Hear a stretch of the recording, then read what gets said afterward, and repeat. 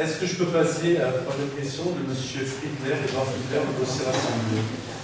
Monsieur le maire, le dossier rassemblé souhaite vous interroger sur les dysfonctionnements de la cantine et les mesures que vous comptez prendre pour y remédier. En effet, vous avez refusé l'inscription à la cantine certains jours de la semaine à une famille pour ses 2 enfants. Vous avez justifié votre décision en écrivant à cette famille le 16 septembre 2018. Nous sommes contraints par la capacité d'accueil ainsi que par les normes de sécurité, l'école Malraux absorbant à la rentrée 4 classes nouvelles. Or, ces 4 classes ne sont pas constituées par des élèves nouvellement arrivés dans notre commune, mais bel et bien par les restructurations des écoles que vous avez vous-même décidé contre l'avis de la communauté éducative.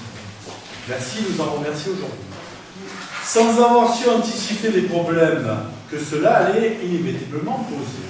Comme vous le savez, la loi du 27 juillet 2017 vous avait fait obligation d'accueillir tous les enfants dont la famille souhaite les inscrire au service de la cantine.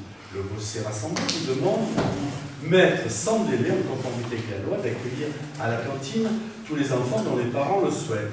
Vous n'avez parlé d'un nombre limité de cas et de présenter au conseil municipal un nouveau règlement de la cantine, actuellement étant obsolète car en contradiction avec la loi, sentiment républicain. Je voulais quand même vous dire que M. Friedler, vous le savez, nous avons fait le maximum pour arriver à accueillir tous les enfants. La loi, c'est bien beau, on vous pose des questions de loi, mais le financement ne suit pas derrière. Donc, comme vous avez dit, monsieur le maire, vous empruntez tant, c'est pour arriver justement à arriver à améliorer tout ce que vous nous demandez.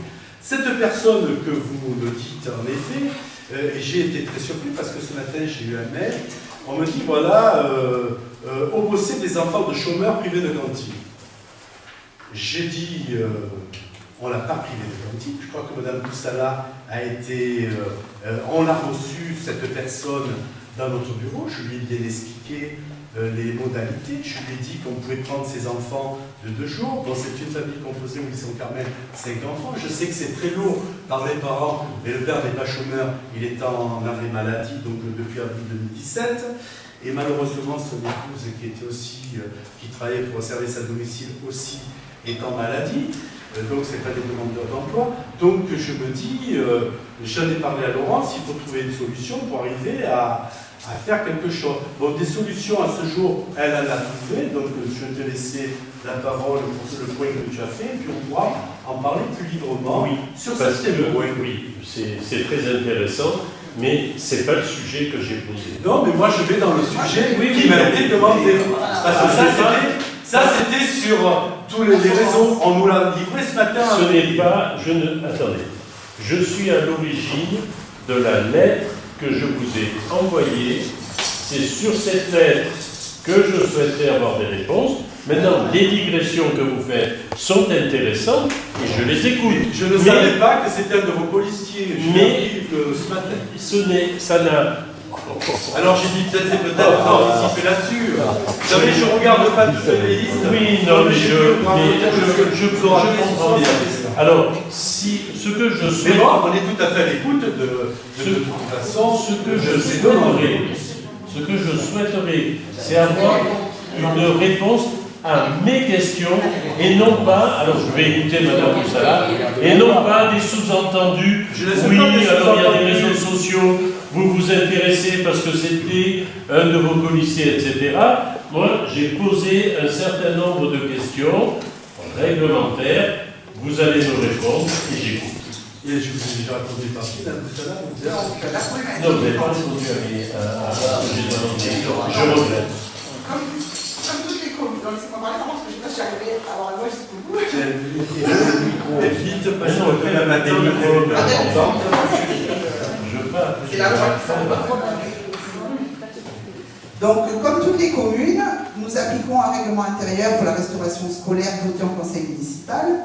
Il notifie que toute inscription à la restauration scolaire vaut acceptation de toutes les dispositions de ce règlement, notamment l'article 2.1, expliquant qu'en raison de la capacité d'accueil limitée des restaurants scolaires, la priorité à ce service est donnée aux enfants dans les lieux de travail.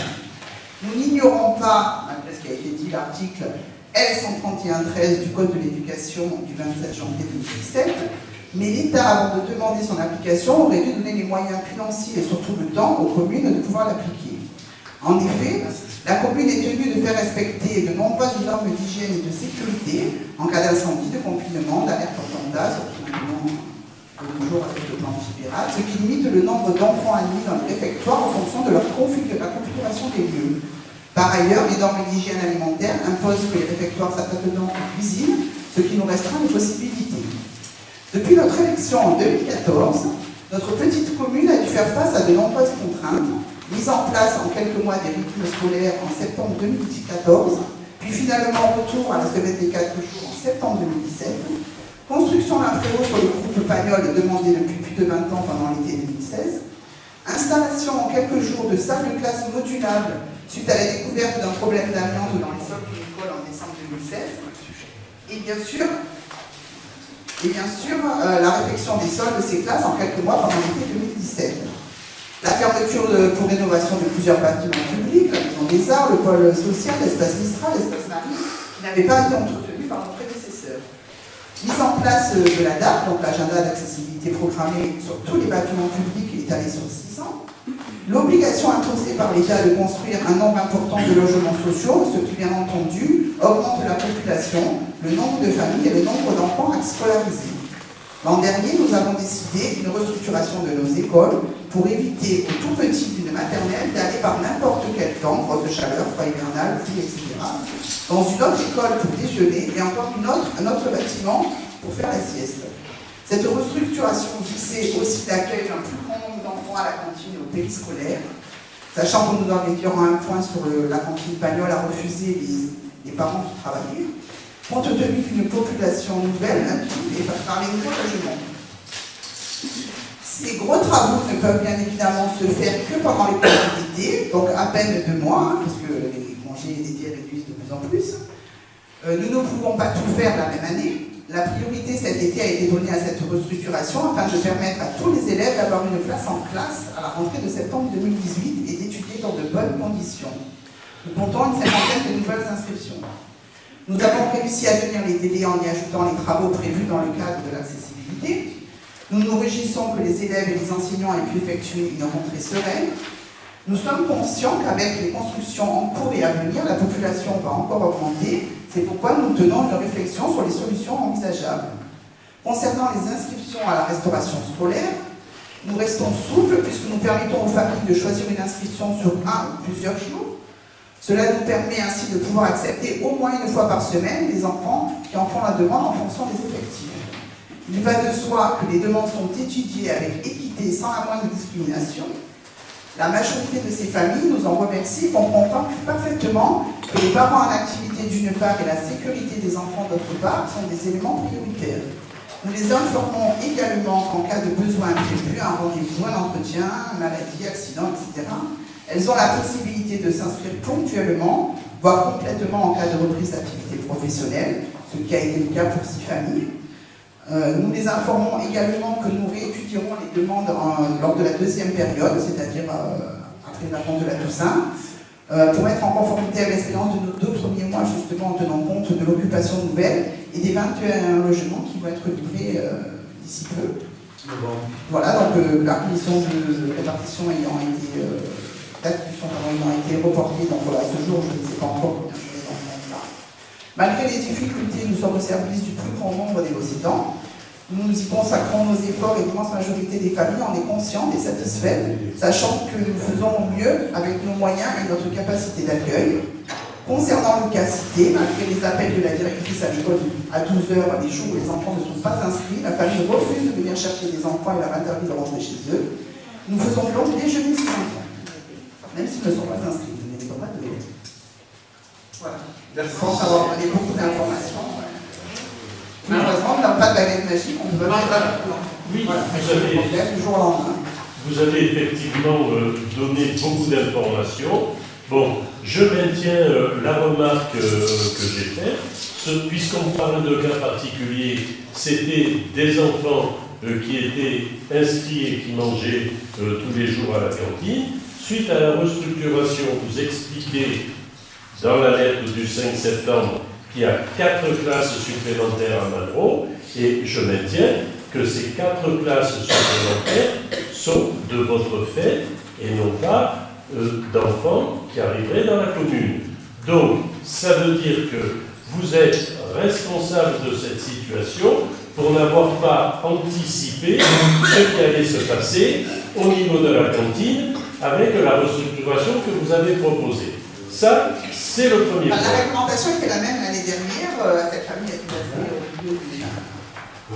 bénéficié, puisque la réglementation était la même, c'était les deux enfants travaillés qui étaient venons-en à la réglementation. Vous comprendrez que vous ne pouvez pas faire un règlement intérieur, faire voter un règlement qui ne soit pas en conformité avec la loi. C'est quand même pas difficile à comprendre ça. Alors, la question ce que je vous demande d'abord, c'est de ne pas attendre les vacances de la Toussaint pour étudier le cas de ces familles qui, d'après ce que vous dites, sont très peu nombreuses. Lorsque je vous ai vu à la pré-rentrée, entre vous et le maire, vous aviez parlé, l'un de 25, l'autre de 30. Alors, c'est des chiffres que vous avez donnés, ou une vingtaine. Bon. Ça diminue. Alors, pourquoi vous arc-boutez sur cette attitude et pourquoi, dans un souci d'apaisement, ne pas étudier tout de suite le cas de ces 20 enfants? Ça, c'est la première chose. Il a été étudié, je vous ai dit tout à l'heure, il y a une moitié de ces familles qui a trouvé un travail à temps complet, qui a donc été pris à la continuité. Non. Vous savez que vous avez, Madame Moussa, vous avez obligation de recevoir ces enfants. Vous dites actuellement, je ne peux pas, parce qu'il y a des problèmes. On ne parle pas là. Non, mais elle a répondu clairement. Alors, j'ai répondu à tout. Hein. Non. On a des réglementations à côté de ça qui nous Alors, non, mais attendez. Vous expliquez que actuellement,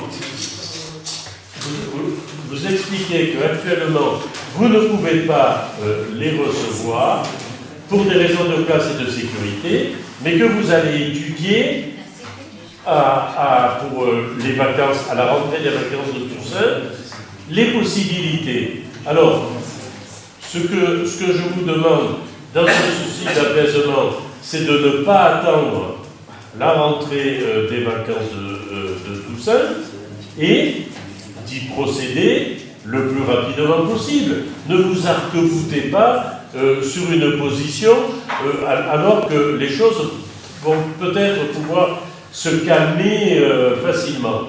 Par contre, ce que je vous demande, c'est, durant cette année, de prévoir un nouveau règlement intérieur de la cantine et qui soit conforme à la loi. Vous comprenez bien que vous ne pouvez pas garder, entre le 27 janvier 2017, ça vous a peut-être échappé, la rentrée, la restructuration, etc.